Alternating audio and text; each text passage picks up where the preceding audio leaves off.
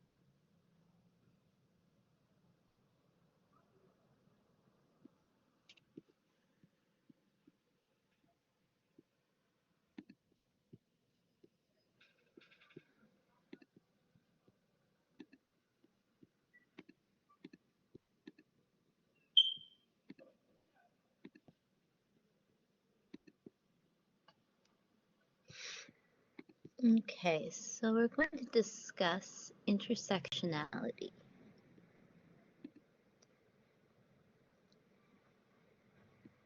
So the test is due on Thursday. So please upload your answers or email them to me. If you have any questions, let me know. Um, Hopefully it's straightforward. There are two other assignments, and I'm going to post the guidelines for the assignments um, tomorrow online. I'll post them yeah, tomorrow, and the guidelines are for the presentation and the final assignment.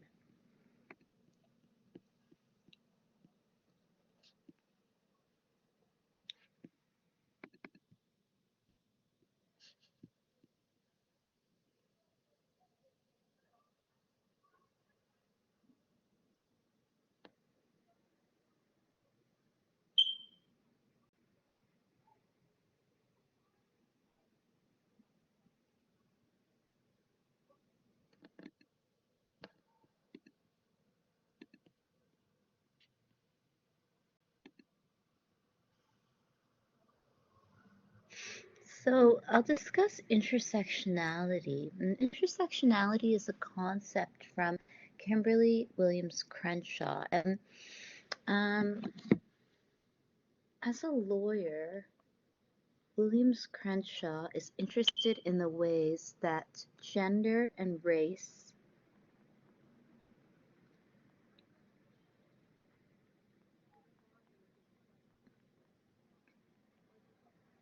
intersect. And so Kimberly Williams Crenshaw is an American civil rights advocate and scholar of critical race theory. And she's a professor at UCLA School of Law and Columbia Law School. And so in the original essay about intersectionality, what Williams Crenshaw is interested in are the ways that gender and race intersect in cases of labor exploitation and labor law. So the case that Williams Crenshaw uses to discuss intersectionality is the case of Emma DeGaffney. And Emma DeGaffney is a Black American woman who is having difficulty finding a job. And so what she argues is that when women are hired in certain industries, the industries tend to favor white women. And when industries follow affirmative action rules in order to hire African Americans, they tend to hire African American men. So Emma Gaffney then can't find a job, and she argues then that when you experience the intersections of both sexism and racism, um, you might not be counted within affirmative action law, so that affirmative action will count how many women are hired, but all of the women could be white women, and affirmative action will count how many African Americans or Black Americans are hired, and they could all be men. So what then happens if you are a African American or Black woman or woman of color? So this is what Williams Crenshaw is interested in when discussing the concept intersectionality, that when multiple oppressions intersect, people who experience two forms of marginality or potential discrimination within the labor force might not be hired at all.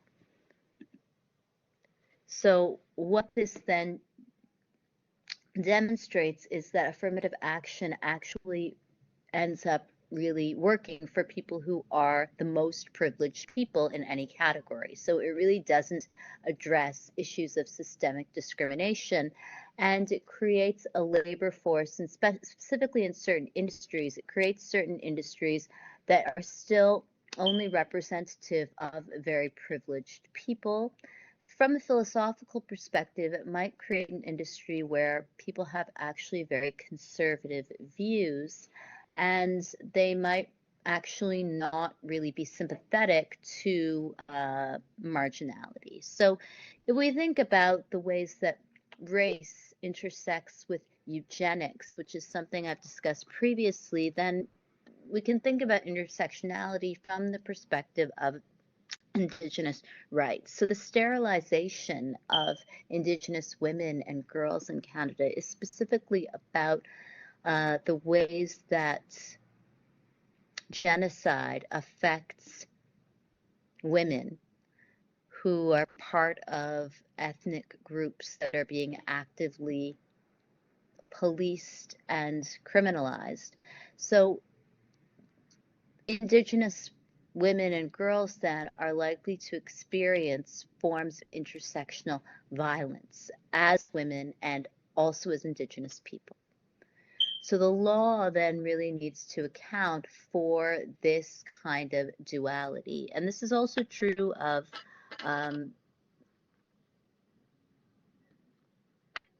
all forms of intersectionality. So women with disabilities might not be treated in the same manner, or might not have the same success in obtaining jobs or graduate level funding as men with disabilities. So intersectionality is really about these intersections and about how counting people as being part of one category will mean that the people who are kind of counted are sometimes the most privileged people who are part of this marginalized category. So there are three ideas I will discuss: intersectionality, structural political representation, then I'll discuss the suppression of Black feminist thought, and finally I'll discuss Black feminist standpoint theory, which is a concept and a book by Patricia Hill Collins. So firstly, intersectionality. So there are different types of intersectionality that Crenshaw discusses, and intersectionality is not just about hiring practices. So in the original essay written by Kimberly Crenshaw, intersectionality is just about work and labor and money. And it is really a legal issue. So as a lawyer and a legal scholar, Kimberly Crenshaw is interested in this problem of employment, that if employment equity and affirmative action is really supposed to help marginalized people, then why are Black women consistently unemployed or underemployed despite having higher education? And how can these matters really be addressed? Because what employers will do is to simply hire the most privileged people. And I guess it is just a question also, I think, of class antagonism, that when somebody is, say, privileged in one way, it might mean that they have more financial capital. So their interview skills and their curriculum vitae might be more professional than somebody who experiences multiple forms of marginality. They might also have more friends and social capital. So if somebody is privileged in one way but not another, they still might have friends or a network of people who will help them get a job. And this is not necessarily true for people who experience multiple forms of oppression. It is also just about, say, we could argue that if somebody is privileged in one way, it allows, say, the person who is making the hiring decision to think about themselves. So if someone is a man, but they're also a person of color, then if the hiring committee is all white men, they can still think about themselves. This could also be true of privileges of race. So if you are marginalized in one way but not another, someone could still then think about their own kind of class or group of people whom they're used to being exposed to. So structural intersectionality is something that Crenshaw discusses, and Kimberly Crenshaw has produced a lot of academic scholarship about intersectionality and all of the ways that it is useful. So structural intersectionality refers to the ways that institutions like shelters for people fleeing from domestic violence are often still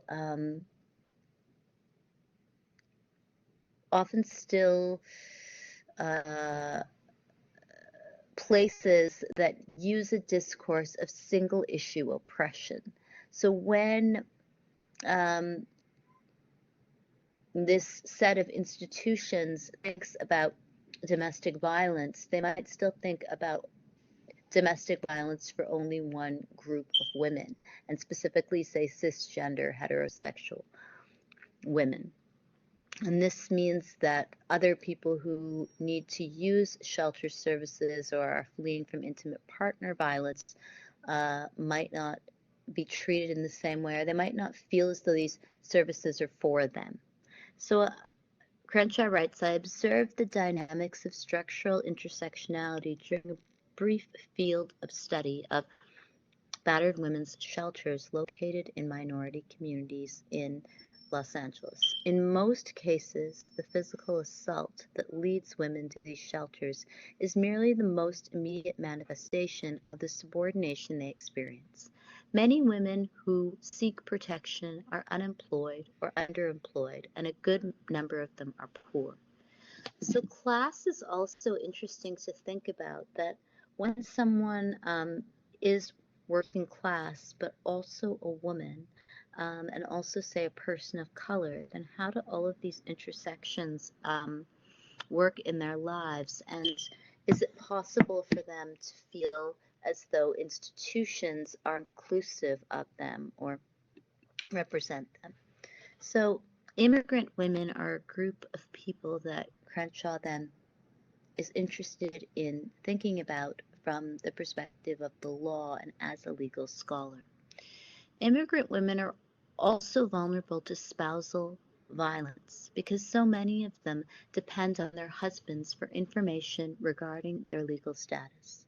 Many women who are now permanent residents continue to suffer abuse under threats of deportation by their husbands. Even if the threats are unfounded, women who have no independent access to information will still be intimidated by such threats.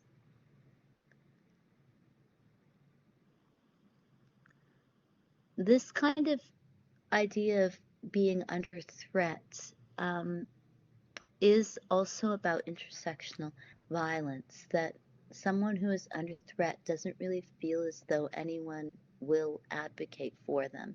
And so when immigrant women try to leave spousal abuse, they're perceived of, on the one hand, as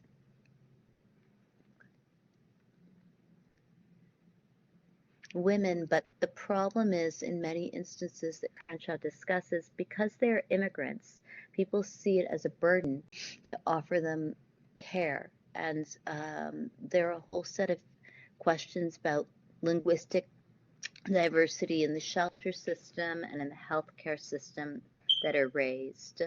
There are also sometimes people who are then sent to people who are also immigrants, who expect them to abide by a set of codes and religious norms, which mean that they don't complain about spousal abuse or violence. So rather than having legal rights, they are often thought to be religious subjects who should not use the modern law. So Crenshaw writes, women of color occupy positions both culturally and physically marginalized within dominant society, and so information must be targeted directly to them in order to reach them. Accordingly, rape crisis centers must earmark more resources for basic information dissemination in communities of color than in white ones.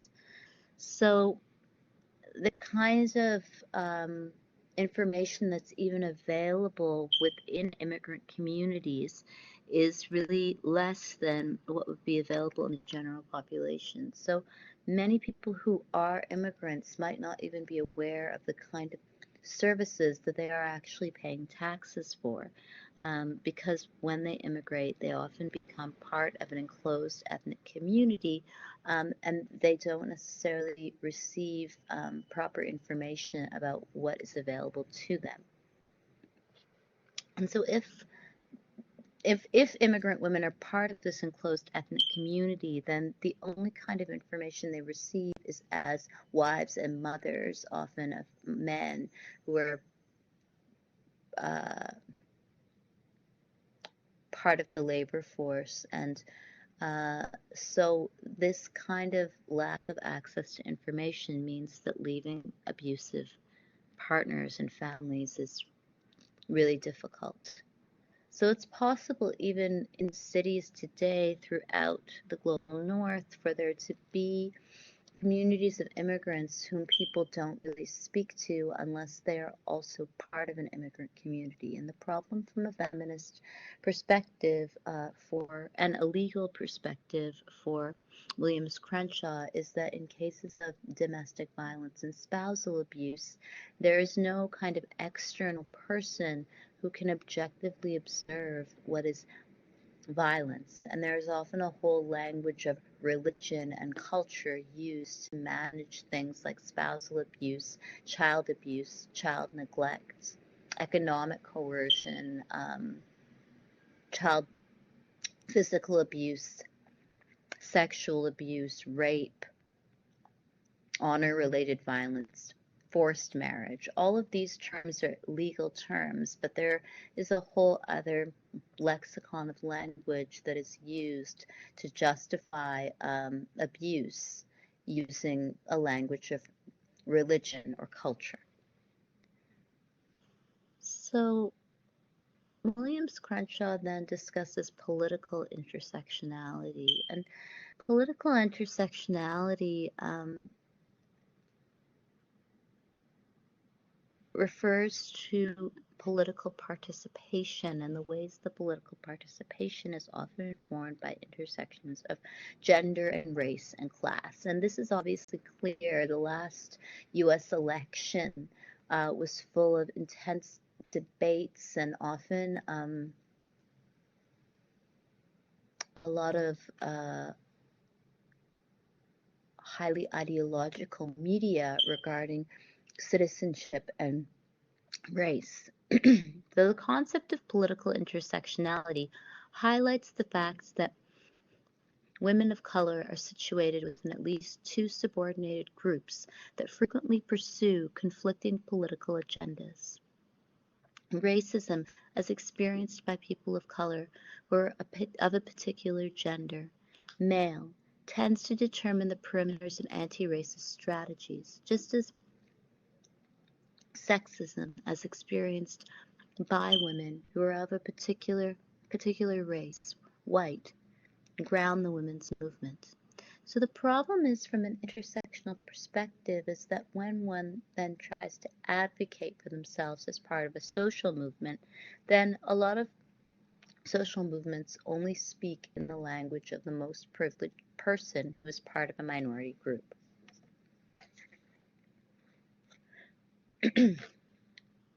The problem is not simply that these discourses fail women of color by not acknowledging the additional issues, race, or of patriarchy, but that the discourses are often inadequate.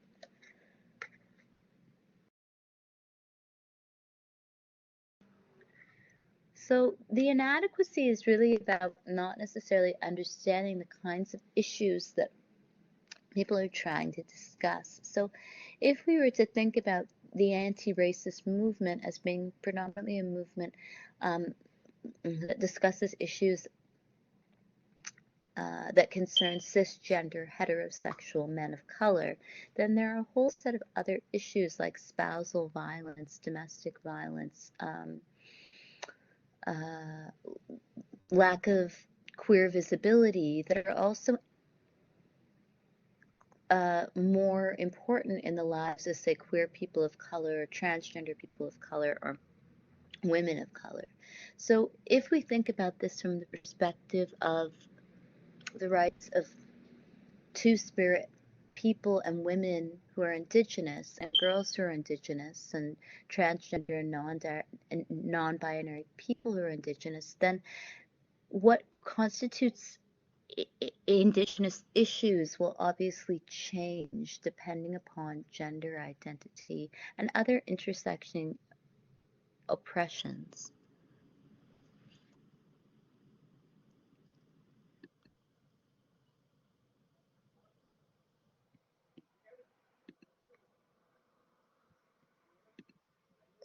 Try to share my screen. I don't know if it works. Still having problems showing clips. Oh well. I've been told that IT services would adjust it, but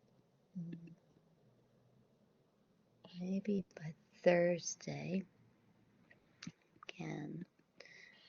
So the other concept that Crenshaw discusses is representational intersectionality. And this question of representation is also something that Patricia Hill Collins discusses extensively in her book Black Feminist Thought. And Hill Collins is interested in controlling images and the way that images often have a controlling effect on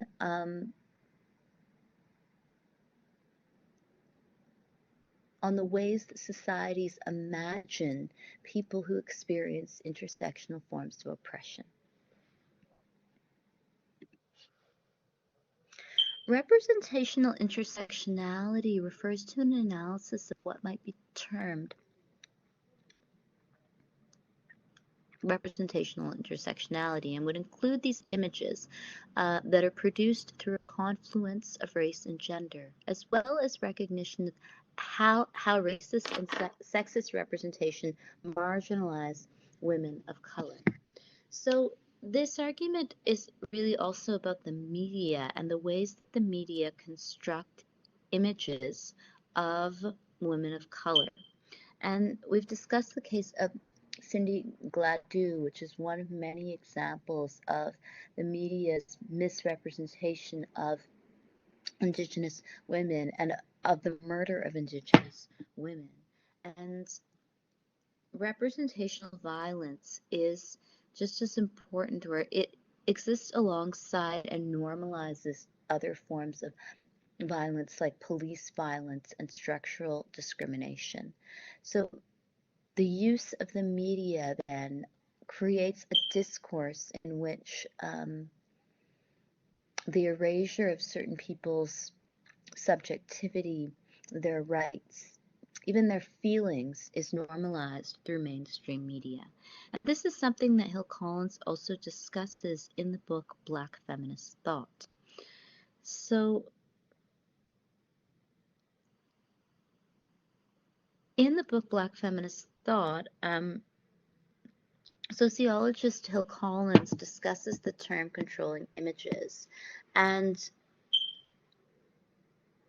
controlling images, writes Hill Collins, result from binary oppositional thinking that emphasizes and then reinforces differences among social groups. Such thinking implies superiority and inferiority in social relationships, leading to the objectification and domination of one group over another.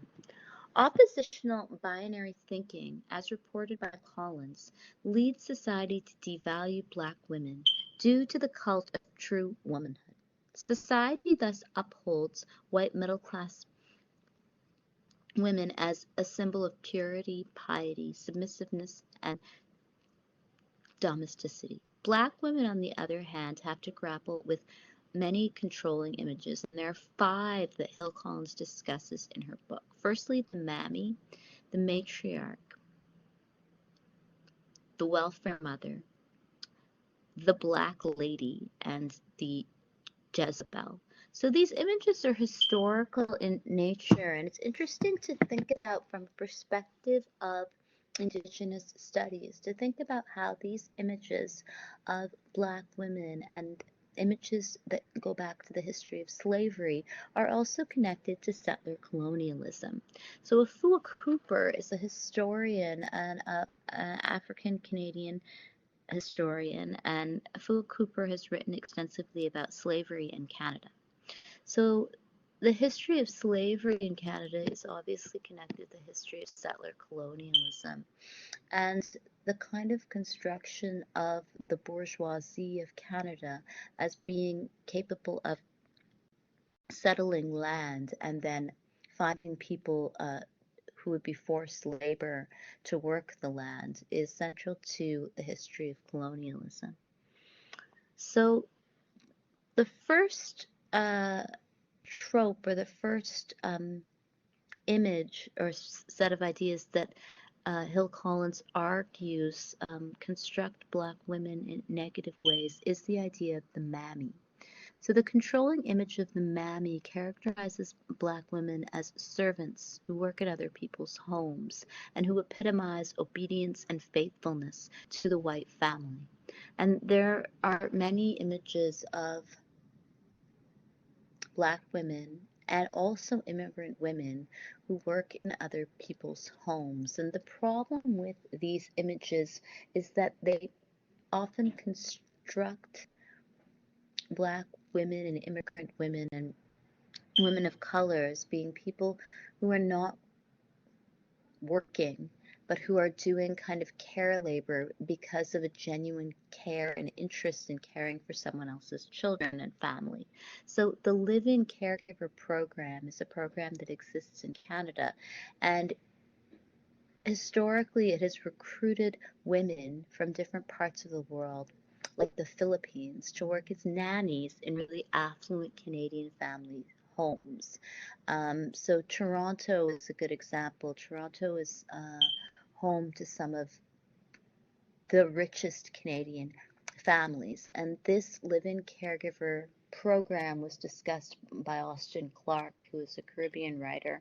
And in its original inception, women were recruited from the Caribbean to be nannies in predominantly white Anglo-Saxon Protestant Christian homes. So they would take care of people's children and were maids and domestic laborers. This then turned into recruitment programs of women from the Philippines. In every instance, there have been legal cases of sexual harassment of these women, rape, um, refusal to pay them properly, and discrimination because of race. Um, there have also been endless legal questions about their rights from the perspective of immigration and citizenship. So the caregiver program then turned into this program where many women were recruited as migrant women from Asia, and they could stay temporarily, but they could not have their own children. And after contributing a certain amount of years even to taking care of someone else's children, they couldn't stay and become citizens of Canada. So the program was called into question for its implicit hierarchies of gender and race. And so what is implicit in this kind of labor exploitation is a hierarchy of whose personal life, whose family, and whose Canadian citizenship is privileged more than others.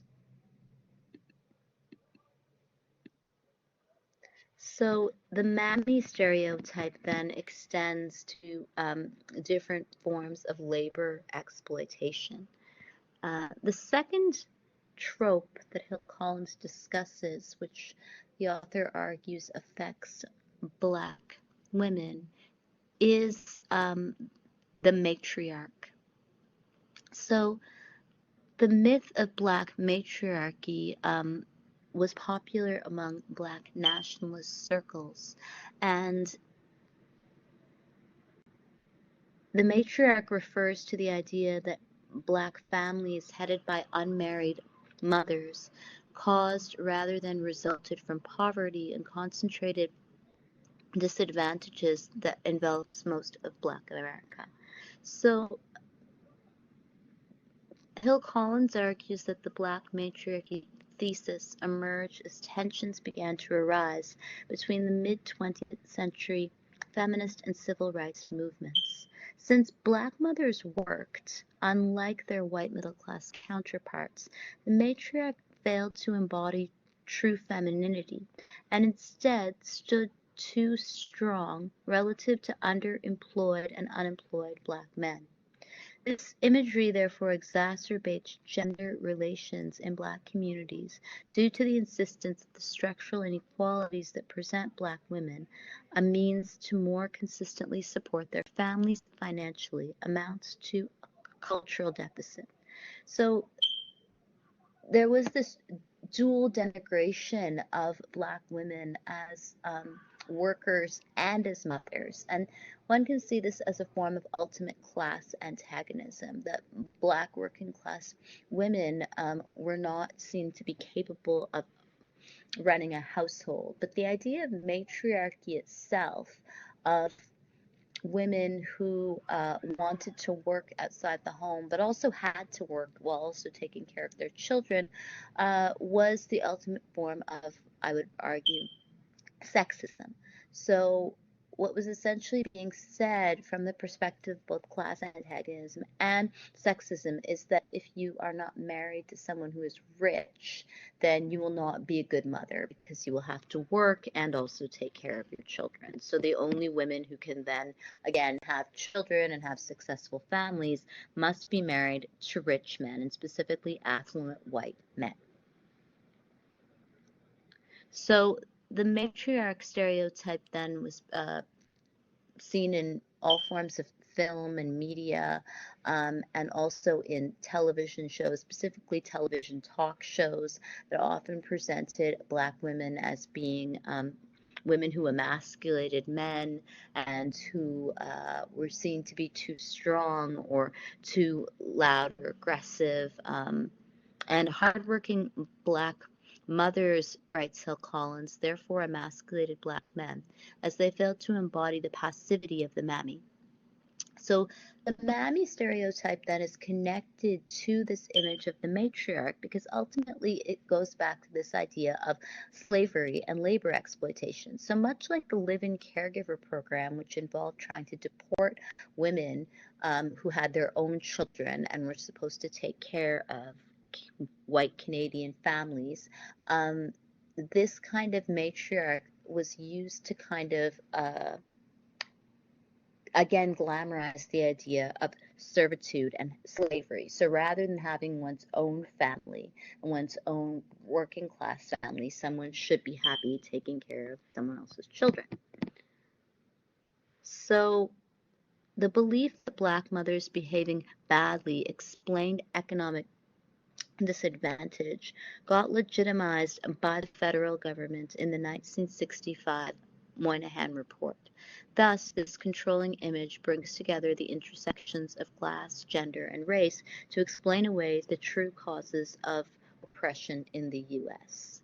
So this kind of exploitation it's really about the ultimate form of class antagonism, that white families want someone to work for them and take care of their children and do their laundry, and they don't want these people to have their own lives. So it is just really a clear case of labor exploitation, that if it was possible for someone to just have 24-hour a day labor to take care of themselves and their own needs, perhaps they would. But we do have comprehensive labor laws in Canada, as well as laws against racial and gender-based discrimination.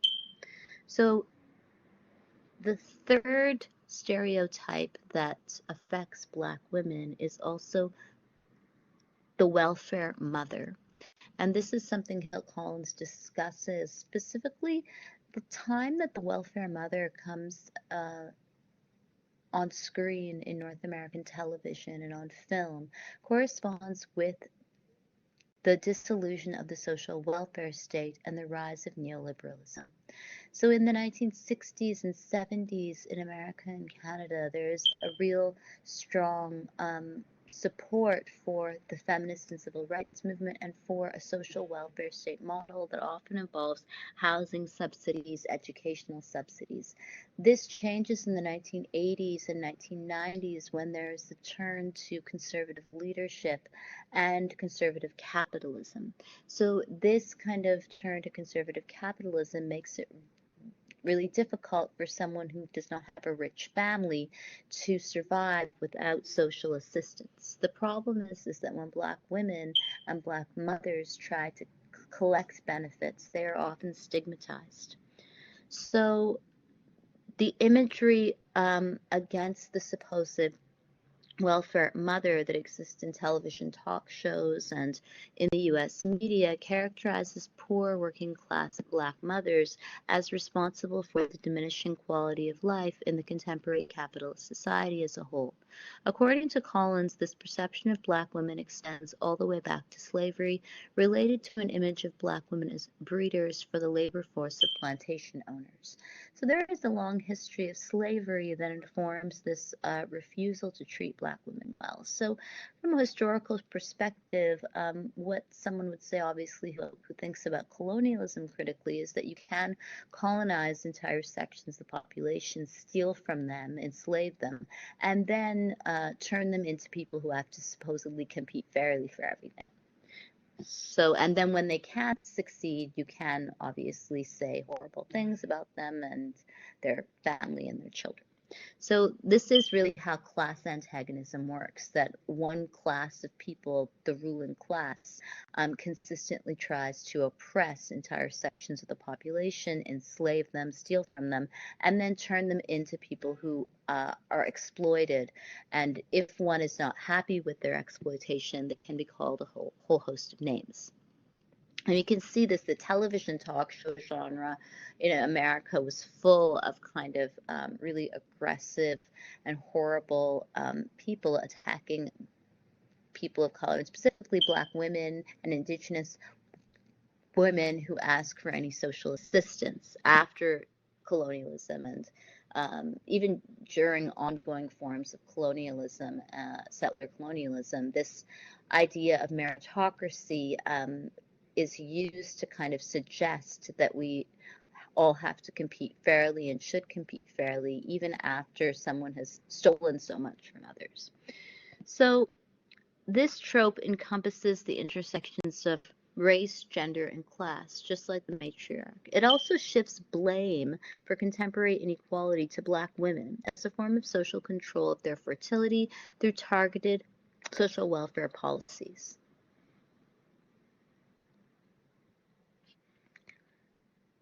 So the Black lady is another controlling image that affects Black women in the Americas and throughout the global North. The Black lady centers on the politics of respectability of middle class Black women in professional careers. So there are these kind of quintessential characters from American television, like Claire Huxtable on The Cosby Show, or the female characters on shows like Fresh Prince of Bel Air, which depict an affluent or Black middle class family. Collins describes this controlling image as a modern mammy because it implicates Black women as working too hard and therefore acting too strong for men to desire them. Additionally, this perception of Black women entering middle class status leads to resentment of the gendered dimensions of affirmative action. As men came, Black women have taken career opportunities away from them. So again, class antagonism is central to this image of the Black lady, that there is supposedly something that is abnormal about this woman's success, and she will be judged accordingly because of this abnormality. So Black men are often depicted in television talk shows, news media, as people who have to contend with the Black lady who has gained her position in the workplace because white people perceive her as less threatening. And there are all kinds of politics of visual representation in these images of the Black lady. So she is often depicted as being pretty or thin, and her skin color is often discussed in the media. And a good example would be Kamala Harris. And Kamala Harris is an extremely successful lawyer, and she was the vice president of the United States of America. But as soon as she did win the election, she was put on the cover of fashion magazines. Her skin color was discussed, and she was represented as, yes, a lady. And the fact that her mother is part of the Indian diaspora was also used to kind of construct her as being someone who is part of a different kind of dynasty or lineage that has allowed her wealth. And in reality, the country of India is a very poor country. So she had an immigrant mother who's also a woman of color, but Still, this construction of her as being a lady was also about her skin color and some imagined privileges she has that other Black people do not have. The Jezebel is the final controlling image that Hill Collins discusses. So the Jezebel relates to Hill Collins' research on the sexuality of Black women. Jezebel operates at the center of the intersections of race, class, gender, and sexuality to characterize Black women as hypersexual and hyperfertile. So much like the construction of Indigenous women as always being associated somehow with sexuality, with sex work, also with alcohol. This construction of the hypersexual Black women, I would argue, has justified things like the trafficking of women and forcing young girls and women into sex work throughout the Americas. So young Black girls and women in certain states in America have high rates of being forced into sex work when they're under the age of 18. And this is also true of Indigenous girls and women. So this construction of very young women as being hypersexual also justifies sexual harassment and rape. So in the cases that followed the Michael Dobbs ruling, which banned abortion throughout the United States of America, there were several really disturbing cases of young Black girls who were forced to give birth.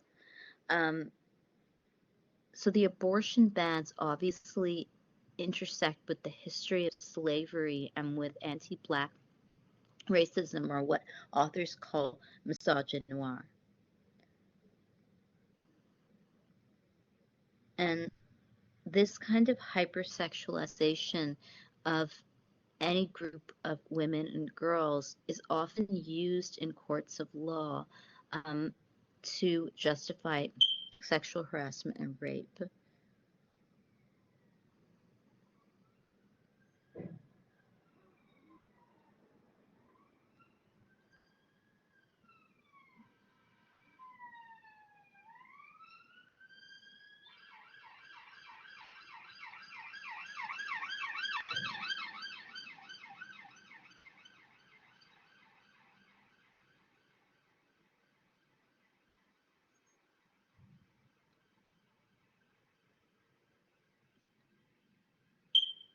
So controlling images are not just about negative feelings that people are that might be produced about a group of people. They're also about the law.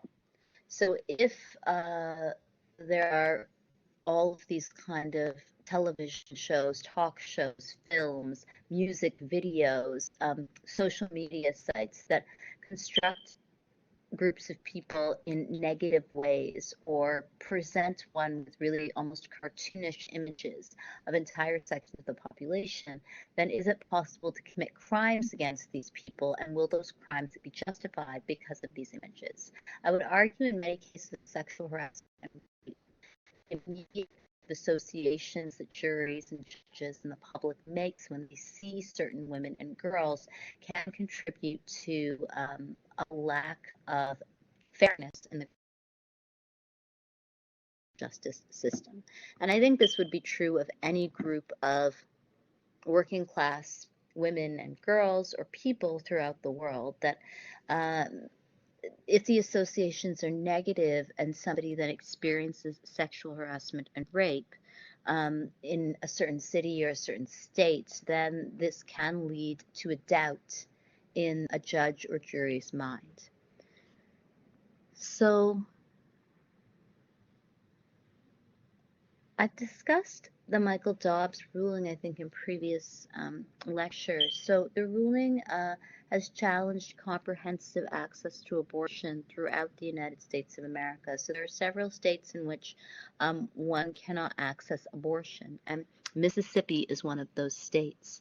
So after the Michael Dobbs ruling in 2023, a 13-year-old girl in Mississippi gave birth to a boy after she was raped as well as impregnated by a stranger, and then was unable to get an abortion. So one can think about why this happens, and the history of slavery and the history of poverty obviously creates populations of young people who are extremely vulnerable to sexual harassment, to rape.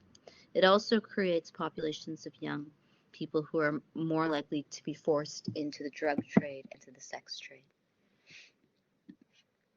So finally, I'll finish by discussing the suppression of Black feminist thought. As I've discussed in previous lectures, a central part of decolonization is challenging how we know things and who we believe to be intelligent and who we believe essentially tells us the truth. And what Indigenous feminist scholars like Joyce Green have discussed are the ways that colonial knowledge production really structures who we think of as not only intelligent, but who we think of as being a person who has objective knowledge.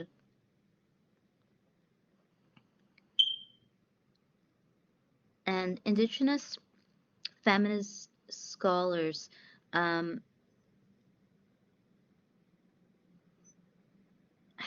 also discussed post-colonial feminism and the relationship between knowledge production and colonization throughout the world.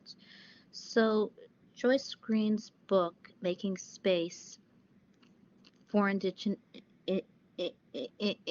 Feminism, discusses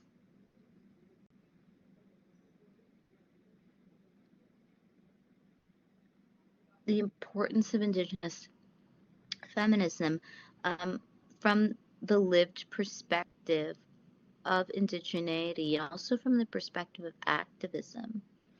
And so similarly, Black feminists like Patricia Williams Crenshaw like Kimberly Williams Crenshaw and Patricia Hill Collins also discuss the importance of Black feminism from an intersectional perspective. So the point from a feminist perspective is as something that is made by many feminist scholars about knowledge production. So knowledge production is discussed by Sandra Harding, and Sandra Harding uses the term epistemic or standpoint epistemology. And epistemology is the study of knowledge, how we know things. So what Harding is interested in is how we produce knowledge from a certain perspective. And what interests Harding is how people produce knowledge from the perspective of, say, being the most privileged people. So people who are really rich and, say, of a certain age and live in a certain postcode. And when these people, say, produce knowledge about Canada, is it relevant to everyone? So if somebody is very affluent and lives in the city of Toronto and has property that they own and no financial problems and is married and can afford to have a live-in caregiver or maid, like, is their perspective about Canada something that is generalizable? Would it make sense to the rest of the population? What Harding argues is that all knowledge is really produced from a certain position, so there is no real objectivity. And Harding argues that feminist theory is just as valuable as any other form of theory, and it is produced from a certain standpoint that centers the lived experiences of people who experience sexism or heterosexism or transphobia. And so Patricia Hill Collins discusses Black feminist standpoint epistemology and thought as being a set of ideas that centers the lived experiences of Black women. So the way that America looks from the perspective of a working class Black transgender woman is obviously really different than how America would be described by someone else. So what Sandra Harding and Hill Collins are interested in discussing as feminist theory is the way that our lived experience and our social location means that we produce certain truth claims. We make certain claims about a good country or a good place to live, or about a certain industry we really enjoy working in because of who we are. Um, Joyce Green has written extensively about the importance of Indigenous feminism and knowledge production.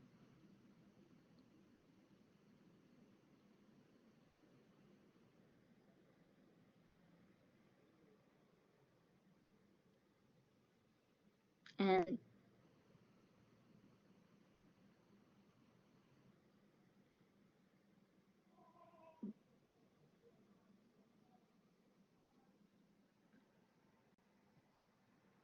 Green writes that in Canada, since the 1970s, the academic literature has been strengthened by the emergence of a cadre of Aboriginal intellectuals, most of whom were gender blind or hostile to gendered analysis. So, similar to the claims that Black feminists make, or to the analysis that Black feminists have from a legal perspective and also from an academic perspective, there is a similar trend that when Aboriginal scholars emerged in the 1970s, they often talked about Indigenous issues from a gender um, blind or gender neutral perspective that centered the experiences of Indigenous men and ignored the experiences of Two Spirit people and Indigenous women and girls. Green further writes that non-Indigenous scholars began reading these contributions and uncritically accepting the proposition that feminism was inauthentic, un-Aboriginal, and in other ways deeply problematic for Indigenous peoples. So there's again a similarity if we think about the experiences that women, and specifically migrant and immigrant women and women who are part of ethnic communities have, that when feminism is seen as inauthentic to one's supposed ethnic community, then we get back to questions of structural oppression that Kimberly Williams Crenshaw discusses as a lawyer. When somebody is trying to flee domestic violence, child sexual abuse, physical abuse, and rape, if they are then supposed to be people who are part of an ethnic community that is not feminist in nature, can they flee this violence? Are they supposed to have a language that just allows them to tolerate being abused? And who would want to have this language and why? So Green writes, this led to a consensus in the thinking of scholars and others that feminism was an alien ideology, inimical to the political and cultural objectives of Aboriginal women in particular and Aboriginal peoples in general. In 2002, writes Green, my interest in Aboriginal feminism and the opportunity to focus on it came together. I spent a year at the Saskatchewan Institute of Public Policy and had time to devote organizing, research, and writing. Had time to devote to organizing, to research and writing. The conditions were right for me to organize a symposium by the Aboriginal feminists. It seemed important to bring some of these women together to talk about Aboriginal feminists. The Canadian federal government agency Status of Women Canada had funds available to the community groups to pursue research activities, community building, and similar kinds of tasks. So this kind of work then continues to produce academic books, legal precedents, and reports, of course, like the Missing and Murdered Indigenous Women and Girls report. But it is still, I think, somewhat controversial, and there is still always this tension between one's supposed understanding and acceptance of cultural rules and cultural ideology as opposed to legal claims from a feminist perspective. And what I would argue is that this kind of tension is ultimately about class antagonism. That when people uh, have legal claims to make of spousal violence, domestic violence, child neglect, child abuse, there are also claims that are about class and one's right as, say, a person who lives in Canada or a person who um, claims residency in Canada to have a set of legal rights that allow someone to independently access education, work, housing, irrespective of their relationship to a cisgender heterosexual family. So Hill Collins also discusses the ways that Black feminist thought was suppressed historically. Hill Collins writes, Afro-American women have long been privy to some of the most intimate secrets of white society. Countless numbers of Black women have ridden buses to their white families, where they not only cooked, cleaned, and executed domestic duties, but where they also nurtured their other children, shrewdly offered guidance to their employers, and frequently became honorary members of their white families. These women have seen white elites, both actual and aspiring, from perspectives largely obscured from their Black spouses and from these groups themselves. So the history of domestic labor is really interesting, and the history of domestic labor and race and gender is similar in Canada. That Austin Clarke's writing documents the history of Caribbean women and predominantly Afro-Caribbean women who worked as caregivers in Canadian homes, and this kind of uh, servitude then turned into programs like the Live-In Caregiver Program and the recruitment of women from the Philippines and other parts of Asia who also worked as servants in Canadian homes. In spite of the obstacles that can confront outsiders within, such individuals can benefit from this status. Simmel's essay on the sociological significance of what he called the stranger offers a helpful starting point for understanding the largely unexplored area of Black female outsiders within status and the usefulness of the standpoint it might produce. So, George, George Simmel is a sociologist and was really interested in the idea of the outsider and the kind of knowledge that the outsider would produce about a society. And authors like Hill Collins, then, as a sociologist, is interested in the ways that this kind of figure of the outsider, in the essay The Stranger, is useful to think about how the kind of good, supposedly good middle class family appears from the perspective of the outsider. So The Stranger is this essay written by Simmel, who discusses the stranger as a unique sociological category. He differentiates the stranger both from the outsider, who has no specific relation to a group, and from the wanderer, who comes today and leaves tomorrow. The stranger, he says, comes today and stays tomorrow. So the stranger is not really an immigrant or someone who is a tourist or visiting. The stranger is someone who's part of a society, but still exists on the outskirts of a society. Even though they have a relationship to mainstream society, they still stand at a distance from it. And the ways that the stranger interacts with the familiar family in the writing of Hill Collins, often through this history of live-in care or servitude or nanny status. There are also a whole other series of professions that specifically often involve Black women caring for the children of white middle class women in the Americas.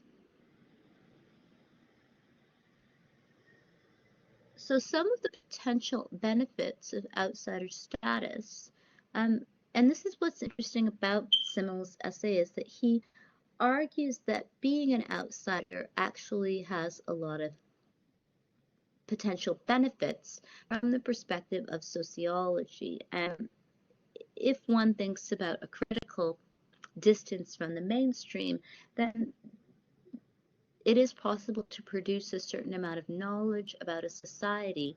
It is also possible to stand at a distance from very privileged people and to think about their lives critically.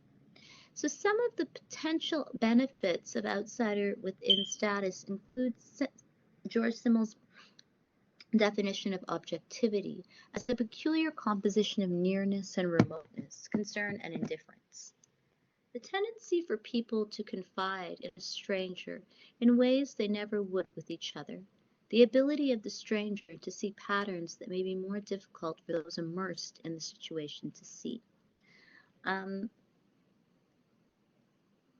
it's interesting to think about George Simmel's idea of the stranger and Hill Collins' work in relation to a lot of scholarship that has been produced in the last, I'd say, 10, 15 years by queer people of color and transgender people of color.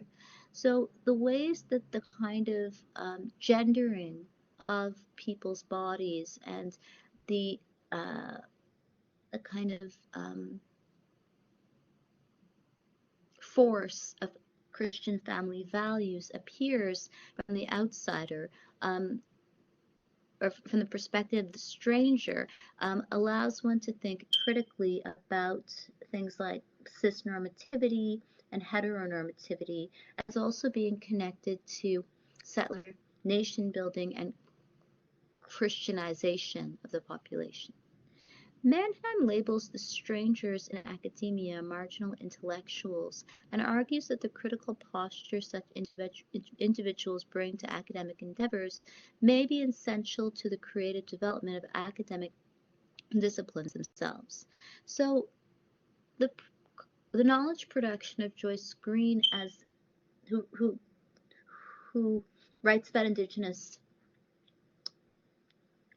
gender roles and feminism, is a form of kind of intellectual production that often exists on the margins of single issue canons. So single issue canons, much like single issue politics, often think about political issues from the perspective of the most privileged people. So if we were to think about Marxism, Marxist scholarship would be produced by only the most kind of privileged working class people, namely people who are privileged in every other way except for their class position. This is also true of feminism, which Green argues historically was only written from the perspective of the most privileged Canadian settlers. So marginal intellectuals then occupy this position of a stranger who is also someone who is part of an institution. Finally, in assessing the potentially positive qualities of social difference, specifically marginality, Lee notes, quote, "For a time, this marginality can be a most stimulating, albeit often painful experience. For some, it is debilitating. For others, it is an excitement to creativity." So Hill Collins is interested in the exploitation of Black women's labor and the ways that Black women's labor exploitation often is central to how knowledge production is controlled by the most elite people in society. First, the exploitation of Black women's labor, essential to U.S. capitalism, the iron pots and kettles, symbolizing Black women's long-standing ghettoization and service occupations, represents the economic dimension of oppression.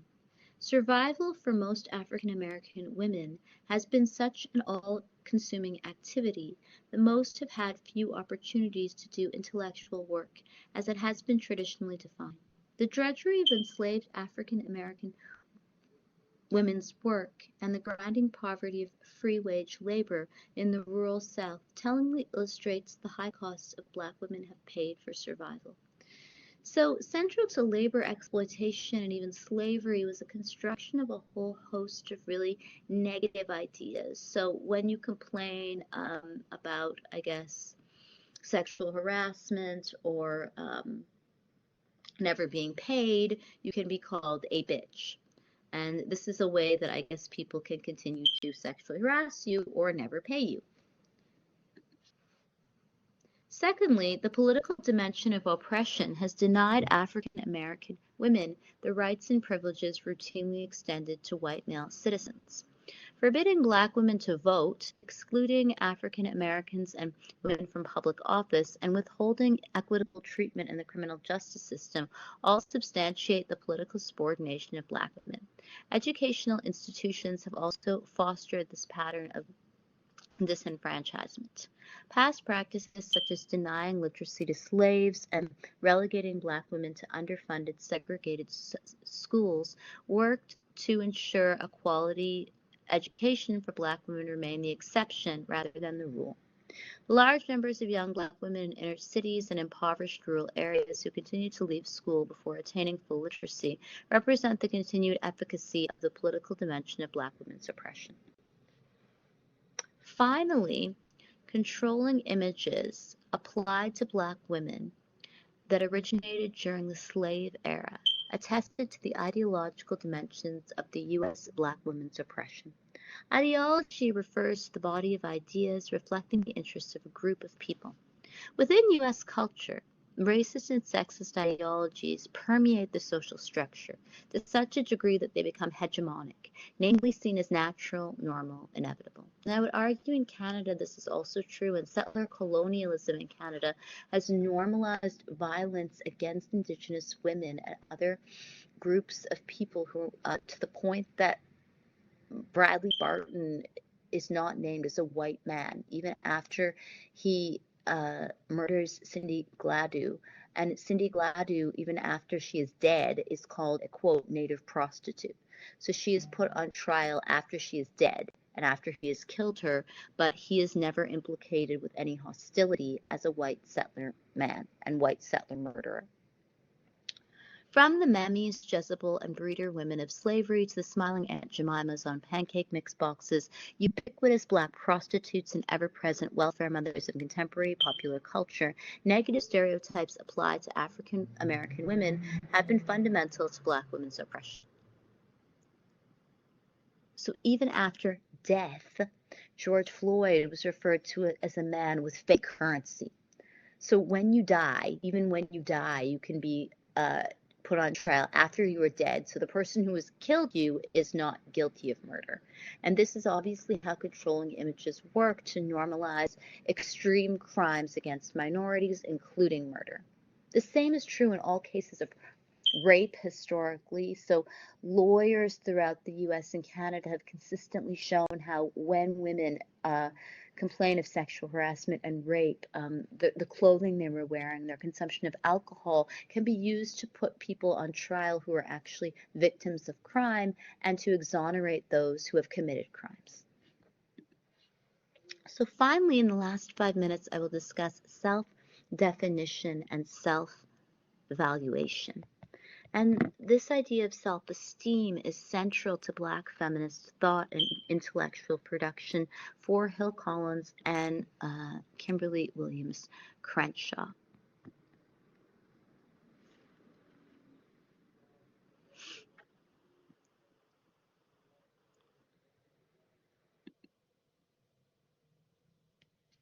An affirmation of the importance of Black women's self-definition and self-valuation is the first key theme that pervades historical and contemporary statements of Black feminist thought.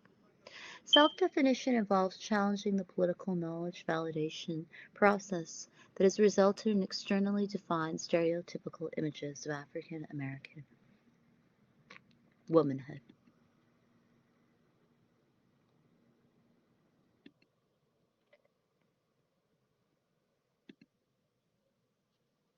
So self-definition is also central to the creation of alternative media, artistic work, books, economies that promote positive images of Black femininity. Indigeneity as a form of scholarship, and the construction of indigenous feminism as a body of knowledge has also produced a whole series of texts. Artists like Rebecca Belmore, who I've mentioned previously, who was the first Indigenous woman to represent Canada at the Venice Biennale, and scholars like Joyce Green, who has produced a whole series of texts and symposiums and conferences, and all of these kind of alternative forms of cultural production offer spaces and sets of ideas and a language to promote positive self-valuation for Black women and girls, and for Indigenous women and girls. While Black female self-definition speaks to the power dynamics involved in the act of defining images of self and community, the theme of Black female self-evaluation addresses the actual content of these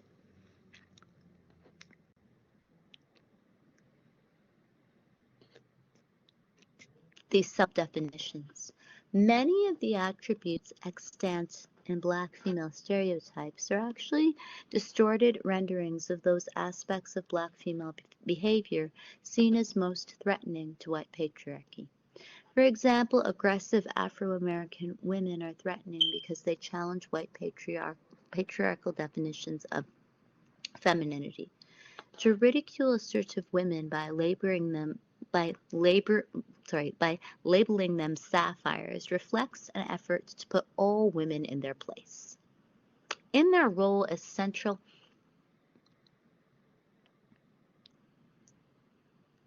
figures in socializing the next generation of Black adults.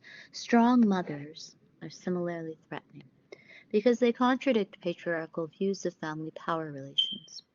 To ridicule strong Black mothers by labeling them matriarchs reflects a similar effort to control another aspect of Black female behavior that is especially threatening to the status quo.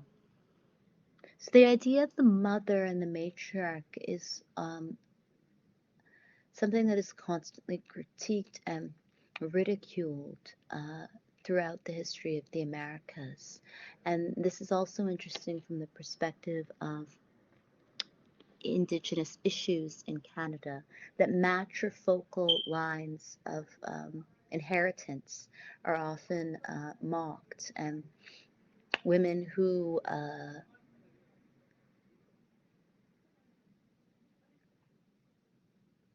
are the central, say, economic earners and authority figures are often degraded within North American media and popular culture.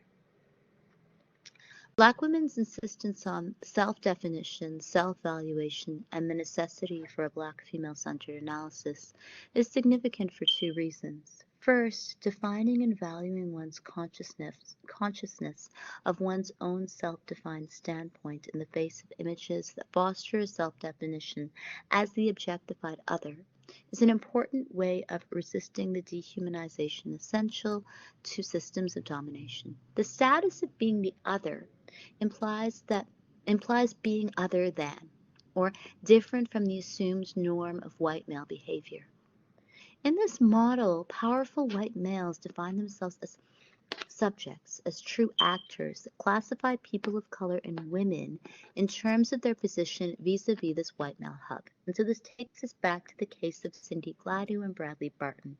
And Cindy Gladue, who is referred to over 50 times in courts of law as, quote, a native prostitute, and Bradley Barton, who is never referred to as a white man. And we see similar patterns of behavior emerge in the normalization of white male violence and the kind of spectacle of Black women's supposed threats to patriarchy.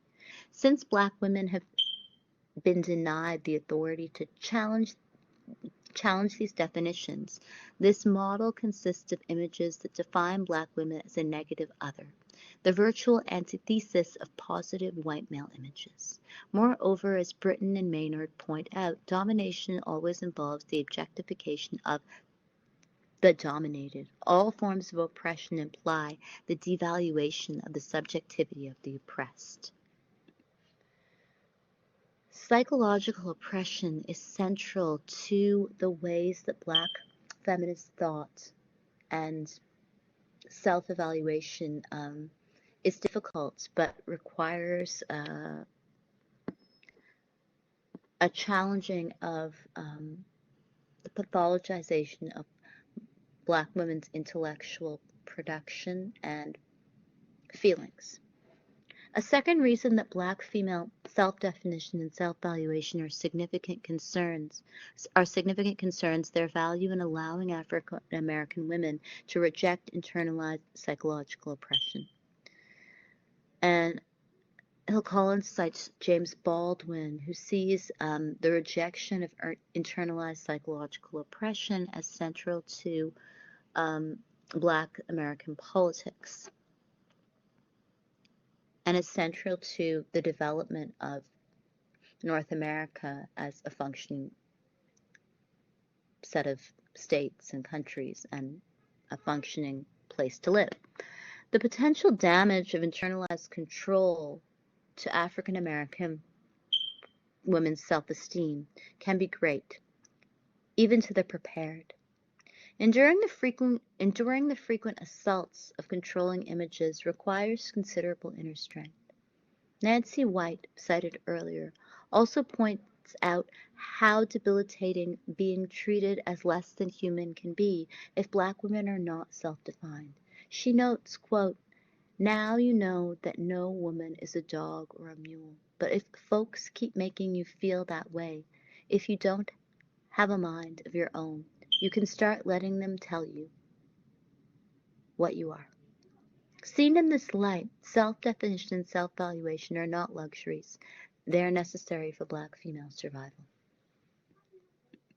So we only have 5 minutes left, so I'll finish just by discussing some more points, which I've already kind of mentioned from this text, Black Feminist Thought by Patricia Hill Collins. And it is a foundational text in feminist theory. So if you were to do a law degree or master's degree, it is one of the most widely cited texts when thinking about the ways that intersectional violence affects cases of labor exploitation, sexual harassment,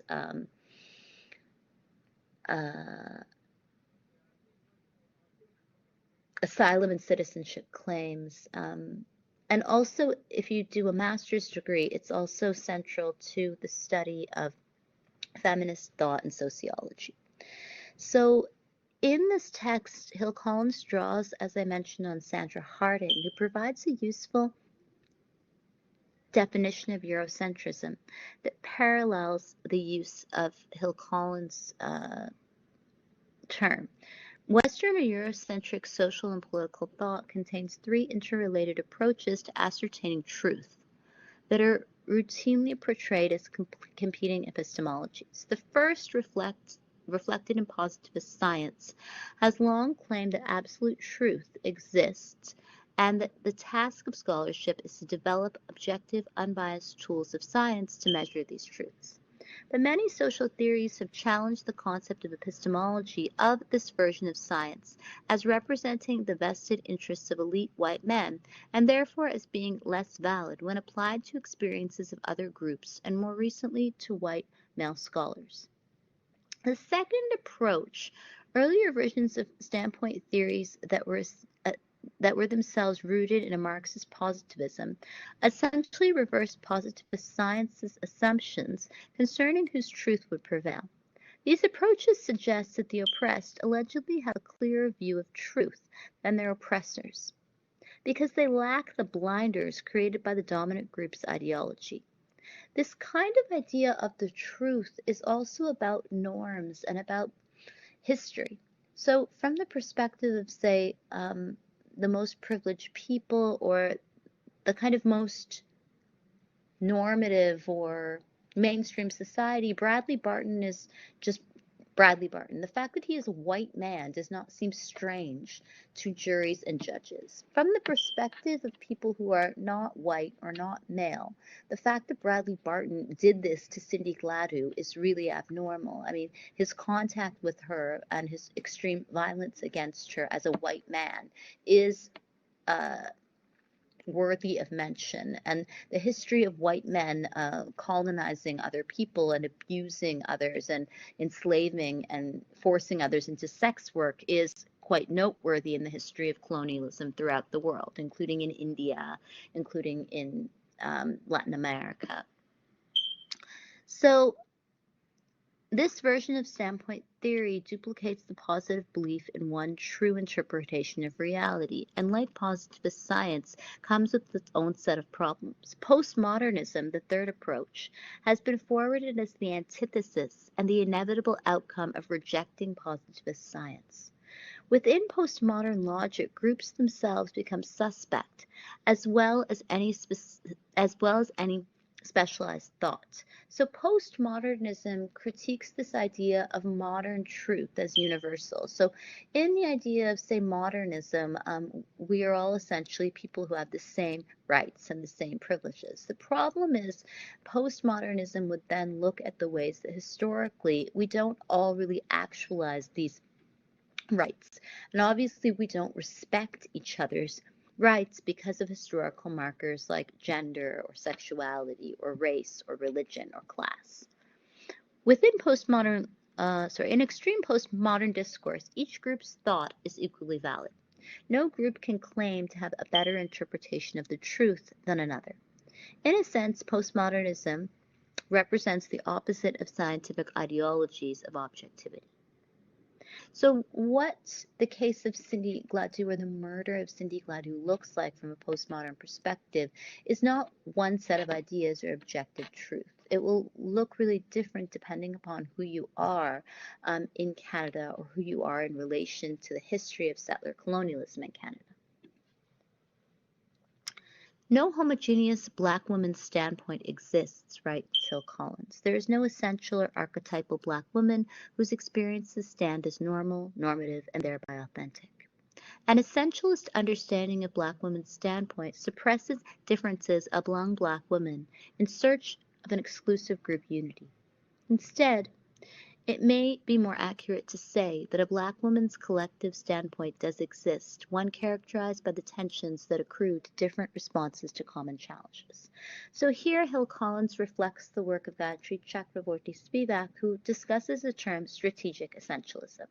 So what Spivak argues is there's nothing about being, say, a woman or being a person of color that makes me the same as someone else. We all have different experiences. We all don't agree.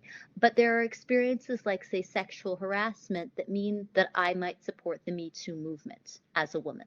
So there are these times when essential markers of identity are strategically mobilized. So two people who identify as queer might have nothing in common. But when there are policies in place that threaten a queer person's right to marry, then all queer people might agree that this is a fundamental right and we have something in common as people who can mobilize our identity. So finally, I will finish with this quote by Toni Morrison. The function of freedom is to free someone else. And I would argue that Black feminist thought has done a great deal, specifically Kimberly Crenshaw's later work about the treatment of immigrant women and women seeking asylum has been really important in thinking about the ways that intersectional oppression does not allow people to claim basic rights anywhere in the world. And this is a problem that can be and has to be addressed in international law. So that is the lecture. Sorry it went so late. There's not that much time for discussion. Do you have any questions about the lecture or the test?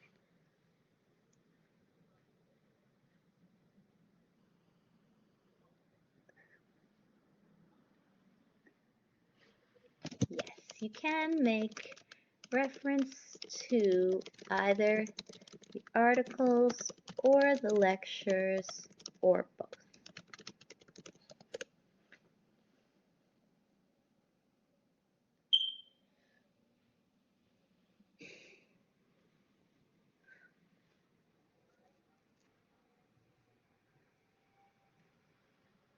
So I think the intersectionality is really interesting to consider, and it's interesting because of the time. Like in the 80s, Kimberly Williams Crenshaw wrote specifically about Black women, but a lot of her most recent scholarship, or more recent scholarship as a lawyer and legal scholar, has been about immigrant women who are citizens and are permanent residents, but are still often people who whose intersectional oppression is not really understood in cases in law and in cases specifically of domestic violence. Um, a lot of immigrant women um, are not necessarily people who are seen to be community leaders, and they're not necessarily then people who can actualize their rights in cases of spousal abuse. You can use the author date system if it's author date system, which is Chicago MLA. So you would put there's an entry actually on the RDP website,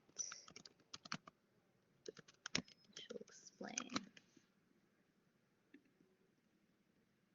Yeah, it's right here. So the guide is here. So all the information is in this guide, which is right here.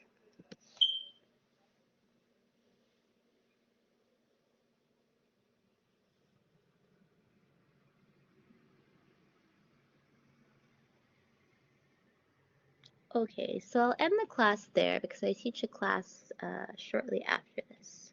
Thank you very much, and I look forward to your test answers. Thanks. Bye.